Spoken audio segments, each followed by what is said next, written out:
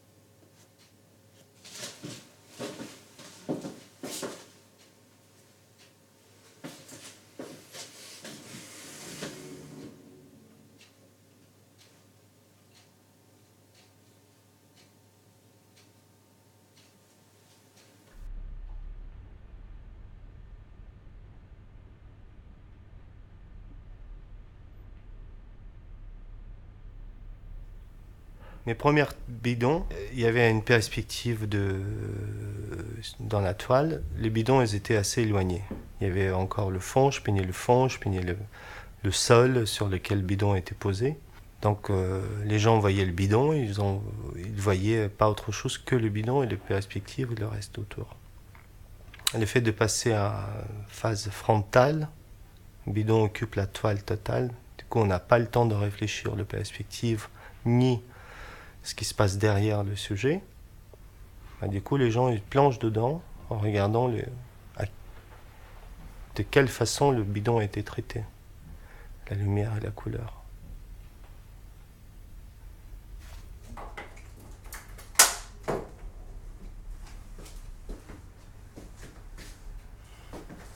Le fait d'utiliser les mêmes sujets, c'est la recherche justement de couleurs et de lumière, bien sûr. Parce qu'à force de traiter le même sujet, tu découvres de nouveaux trucs, quoi.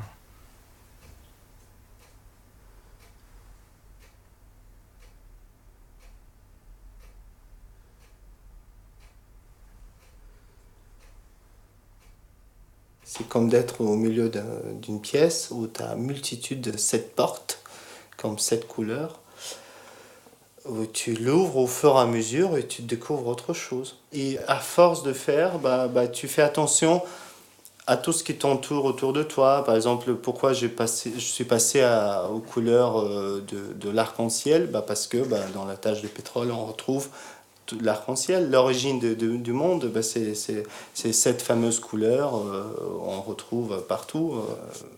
Finalement, voilà, nous avons 7 couleurs, et c'est cette couleur-là qui crée le reste, qui crée le monde.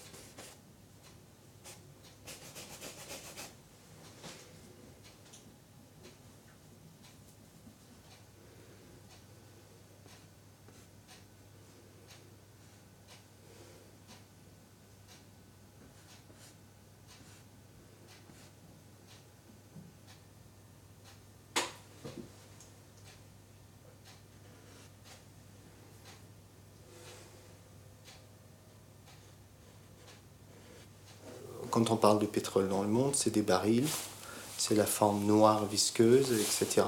Moi, ce que je voulais, c'est justement m'éloigner et de se dire, bah voilà, il n'y a pas que ça, il y a autre chose. Et de chercher la simplicité, maximum de simplicité dans les formes et dans les couleurs. Donc pour moi, c'est poser la forme, la masse et puis le visuel de l'objet, c'est un croquis. Donc c'est technique, tu peux pas t'y échapper, de faire autrement, c'est comme ça et pas autrement. Et au moment où tu veux le rendre vivant, c'est là que les questions se posent, c'est là que tu te dis, oh, est-ce qu'on va faire cette écorchure-là, ou cette lumière-là, ou cette ombre-là, comment ça va se poser, etc. Et est-ce que c'est cette couleur-là qu'il faut l'utiliser pour que le rendre vivant, plus vivant, tu vois? Comment te dire ça? Si tu as envie de vibrer la lumière, d'accord? C'est pas la lumière artificielle qui va faire vibrer ta lumière sur la peinture. Ou, bien sûr, il va les vibrer, mais c'est la façon comment tu vas poser ta touche qui va faire vibrer la lumière et la couleur sur la toile. Et si tu veux donner plus d'accent à un tel endroit, bah, tu es obligé d'utiliser, de chercher un tel touche pour faire ressurgir ça. Si tu veux complètement oublier la forme ou oublier la lumière et faire disparaître tel morceau de toile, bah, tu fais une touche qui ne soit pas visible.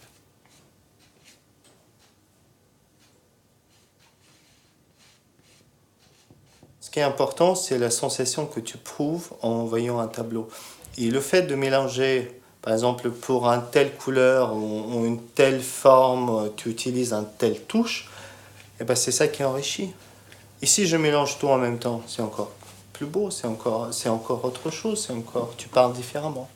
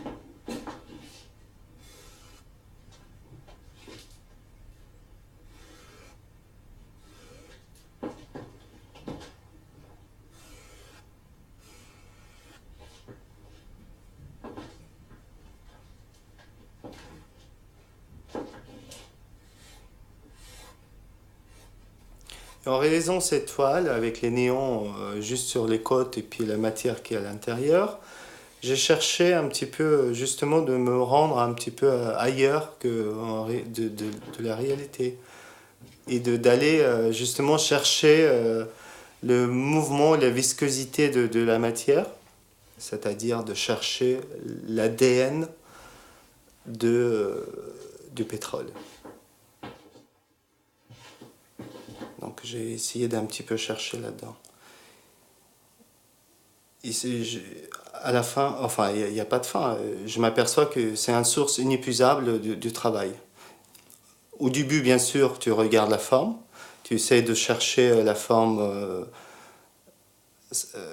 du bidon, le surface du bidon, mais à petit, tu rentres dedans. Tu essaies de vraiment chercher qu'est-ce qui se passe dedans, qu'est-ce qu'on va découvrir finalement.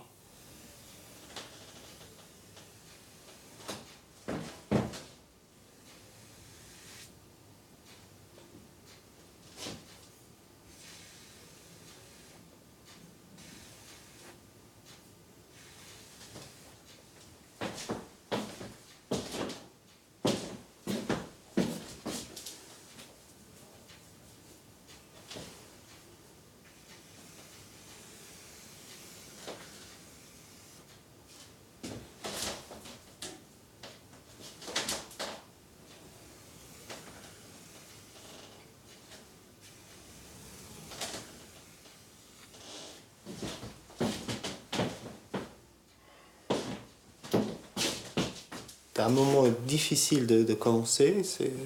T'as une toile blanche, tu démarres, t'as une énergie, c'est comme du sport parfois. Donc tu es obligé de commencer à haut, en bas, à droite, à gauche, tu cours. Et à un moment, bah, un espèce de déclenchement, tu t'oublies complètement et c'est la main qui guide.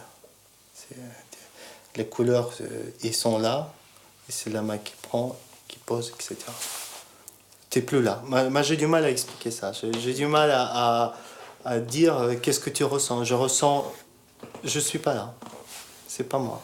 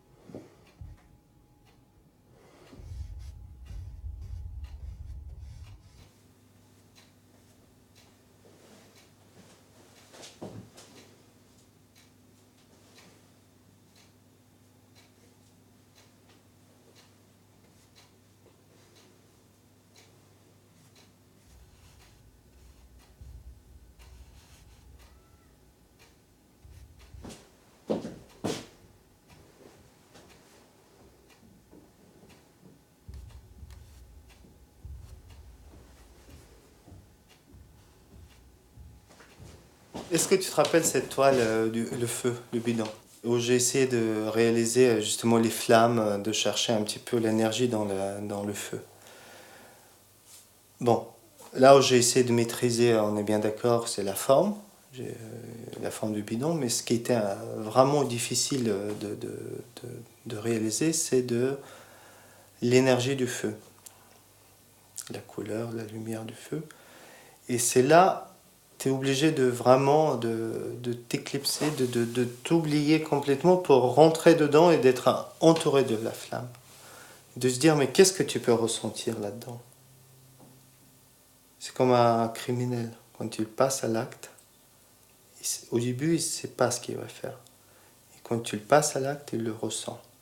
Et dans la peinture, tu ne sais pas ce que tu veux faire, mais il faut que tu le passes, cet acte.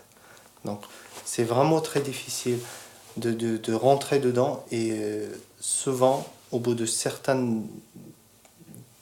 Comment t'expliquer? Tu as une démarche à suivre, c'est comme dans la méditation, tu es obligé de suivre des règles de méditation, obliger ton organisme et ton cerveau de t'éclipser. Et en peinture, si tu arrives à faire ça, ouf, ça te permet vraiment de ressentir, d'aller beaucoup plus loin. Et je pense le travail d'un peintre, c'est justement, c'est jamais fini, c'est jamais compris. Donc si en plus, en période de sa vie, on arrive j'arrive à justement à maîtriser cette démarche de méditation, de rentrer dans la matière, dans la couleur dedans, et de ressentir autour de soi comment ça peut être, c'est que c'est là l'ADN de travail, c'est là l'ADN de vraies sensations de peintre, de l'artiste. C'est pas parce qu'on va faire des bouquets de fleurs, de belles paysages, tout ça, on va extasier devant ça. Non, c'est quand tu rentres dedans, quand tu rentres dans la matière, dans la peinture, quand tu essaies de t'entourer de tout ça, que ça se passe. Et c'est ça qui est beau. Et ce qui est mon travail, c'est ça, c'est de travailler la lumière sur la couleur et dans la couleur.